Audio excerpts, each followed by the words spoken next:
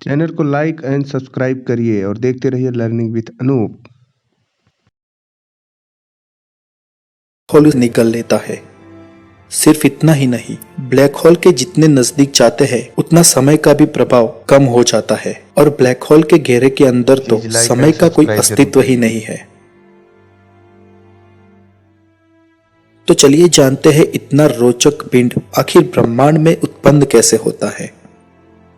Black hole एक अत्यंत घनत्व और द्रव्यमान वाला पिंड होता है। ब्रह्मांड में किसी भी वस्तु को हम अगर कॉम्प्रेस करके बहुत छोटी कर दे तो उसके द्रव्यमान और घनत्व से उसका गुरुत्वाकर्षण बल इतना प्रबल हो जाएगा कि उसके बाहर रोशनी का भी जाना संभव नहीं होगा और वो चीज ब्लैक होल कहलाएगी।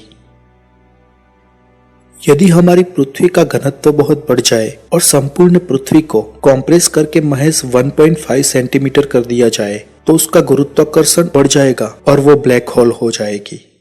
पृथ्वी से 13 लाख गुना बड़े हमारे सूर्य को भी अगर कॉम्प्रेस करके एक छोटे से मटर के दाने के समान कर दिया जाए तो वह भी एक ब्लैक होल हो जाएगा।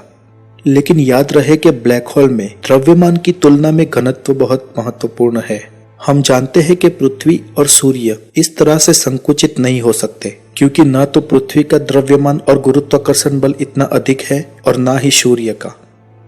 लेकिन हमारे सूर्य से करोड़ों गुना बड़ा कोई तारा हो जिसका द्रव्यमान और घनत्व अपार मात्रा में उसमें मौजूद हो तो वो अपनी इन विशेषताओं से ब्लैक होल बन सकता है। अक्सर ब्लैक होल तारों के ही बनते हैं। तो आइए ब्लैक होल के निर्माण को समझने से पहले हम तारों की रचना कैसे होती है ये समझते हैं। दरअसल तारों का जन्म ब्रह्मांड की गैलेक्सीज में उपस्थित धूल और गैस से बने बादलों से होता है। ब्रह्मांड में धूल और गैस से बने इन बादलों को निहारिका या नेबुला कहते हैं। इन निहारिकाओं में हाइड्रोजन की मात्रा सबसे अधिक होती है और लगभग 25% तक हीलियम होता है और बहुत कम मात्रा में कुछ और भारी तत्व भी होते हैं।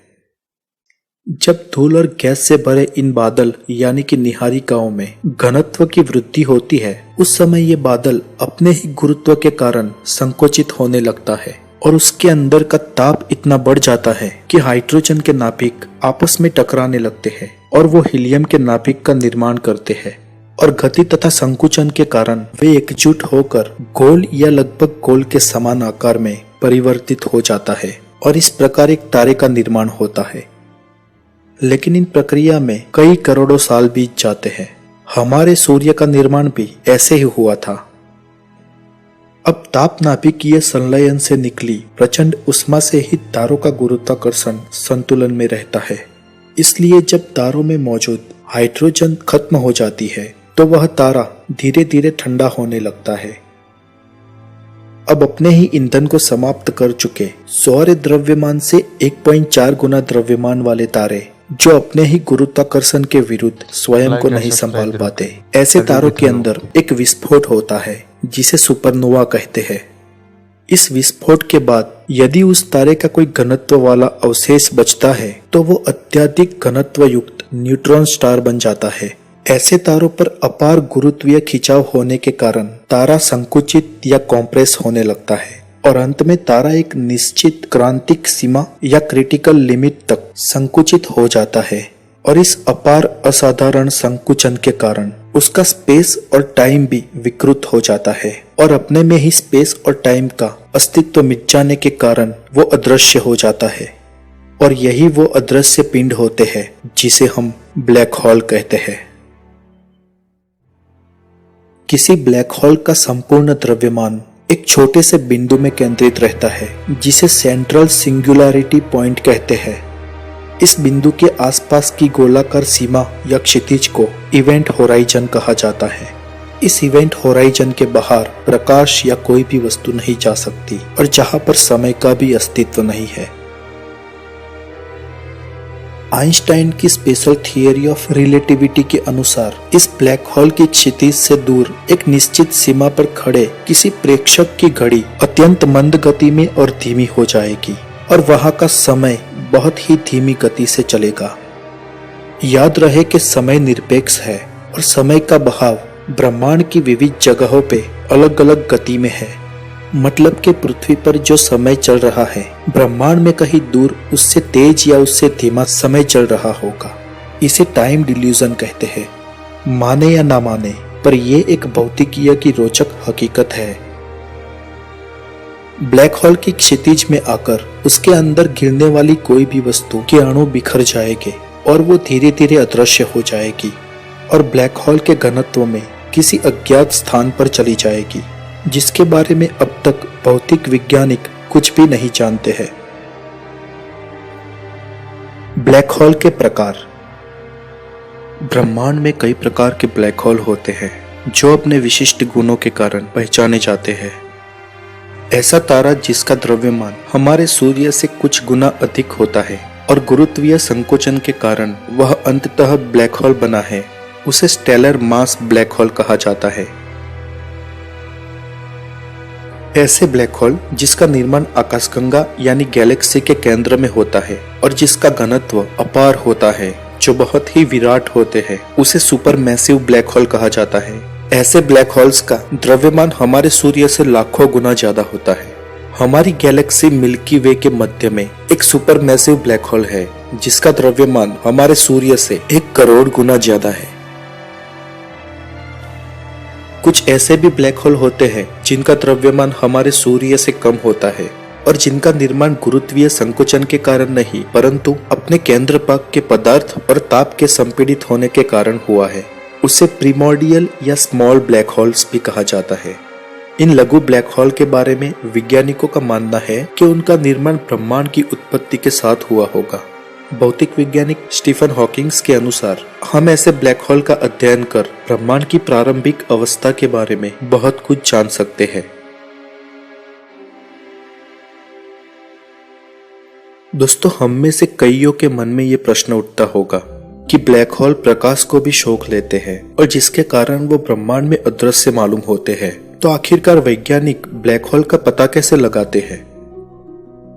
मिशेल के अनुसार ब्लैक होल्स अदृश्य होने के बावजूद भी अपने आसपास निकटतम स्थित आकाशीय पिंडों पर अपना गुरुत्वीय प्रभाव डालते हैं। ऐसे में बीच में तो अंधेरा होता है, लेकिन उसके आसपास की चीजें उस अंधेरे की तरफ खींच रही दिखाई देती है। कभी कभी तो ब्रह्मांड में 2 तारे या 2 ग्रह एक दूसरे की परिक्रमा करते मालूम होते हैं, जिसके बीच में एक बहुत बड़ा काला धब्बा होता है। इस अवस्था में वहां पर ब्लैक होल होने की स्थिति मालूम होती है। कभी कभी तो ब्लैक होल किसी दृश्य तारामंडल या गैलेक्सी के पदार्थों को अपनी ओर खींचकर उसे निगलता हुआ दिखाई देता है। इस अवस्था में ब्लैक होल की स्पष्ट रूप से पुष्टि हो जाती है। आइए हम यहाँ पे ब्लैक होल के कुछ अन्य रोचक तथ्यों को भी संक्षिप्त में जान लेते हैं। ब्लैक होल वास्तव में कोई छेद नहीं होते हैं, वो तो किसी मरे हुए तारे के अवशेष मात्र होते हैं। करोड़ों अरबों साल गुजरने के बाद किसी तारे का अंत होता है और वो ब्लैक होल के रूप में जन्म लेता है।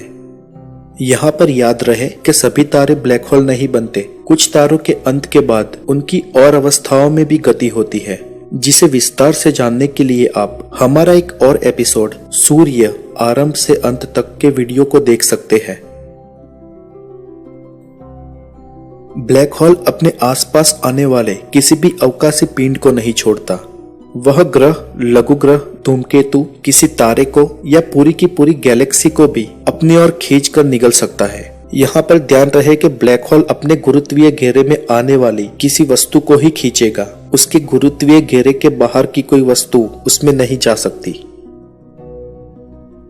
ब्लैक होल्स के बारे में तो मिशेल के समय से ही कहा और लिखा जा रहा था, लेकिन वैज्ञानिक प्रत्यक्षीकरण के साथ दुनिया के सामने आने वाला सबसे पहला ब्लैक होल था सिग्नस X1। इस ब्लैक होल की प्रत्यक्ष पुष्टि सन 1972 में की गई। साउथ यूरोपियन लेबोरेटरी के वैज्ञानिकों ने अब तक खोजा गया सबसे विशाल ब्लैक होल ढूंढ निकाला है। इस ब्लैक होल ने अपनी मेजबान गैलेक्सी ADC 1277 का 14% द्रव्यमान अपने अंदर ले रखा है। वैज्ञानिकों ने अब तक ब्लैक होल के बारे में बहुत सारी जानकारी प्राप्त की है और उसकी खोज के अनुसंधान में कई सारे प्रयोग हुए हैं और आगे भी होते रहेंगे। आशा है आपको ये एपिसोड पसंद आया होगा अगर आपके कोई प्रश्न हो या कोई सुझाव हो तो हमें जरूर कमेंट करके बताएं। और हमारे आने वाले हर वीडियोस को देखने के लिए आप हमारे चैनल द नॉलेज को जरूर सब्सक्राइब करें। आपका दिन शुभ और मंगलमय हो। Take care.